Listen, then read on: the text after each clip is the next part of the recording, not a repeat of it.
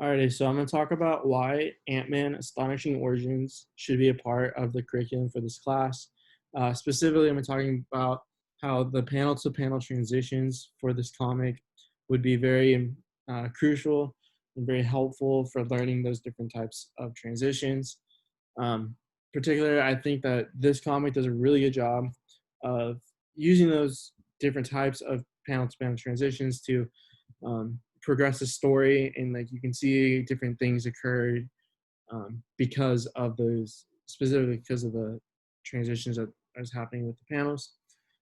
Also, it's pretty nice that we have one story, one continuous story that uses all of the panel to panel transitions versus taking some from a bunch of different stories to get the examples that we need. So I have an example of each panel to panel transition from this comic.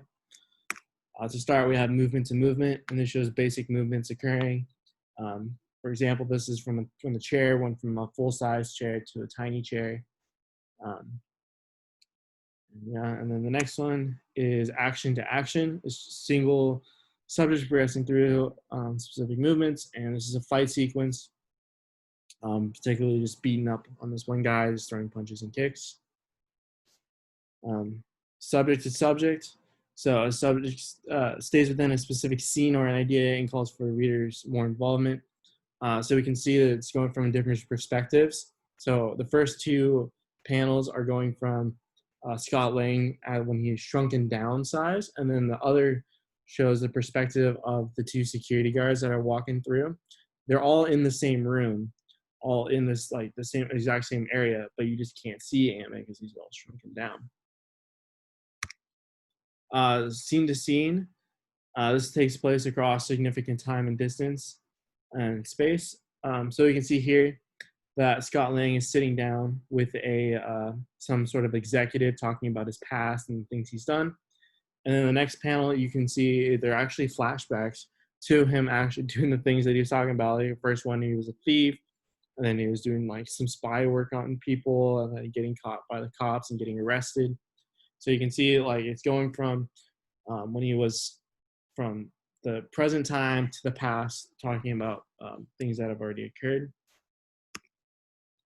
Then aspect to aspect shows different aspects occurring simultaneously within the same scene.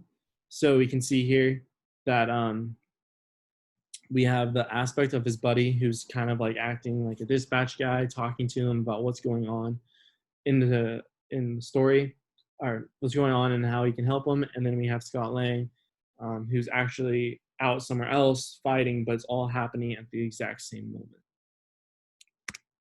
And lastly, we have non sequitur, which provides no logical connection between panels. As you can see, the first page, at the end of the first page is just a whole crazy, chaotic fight sequence going on, and then the next one is just this: they're in this office room building, having a conversation, and we don't know why or how the transition occurred. It just happened. And that's it.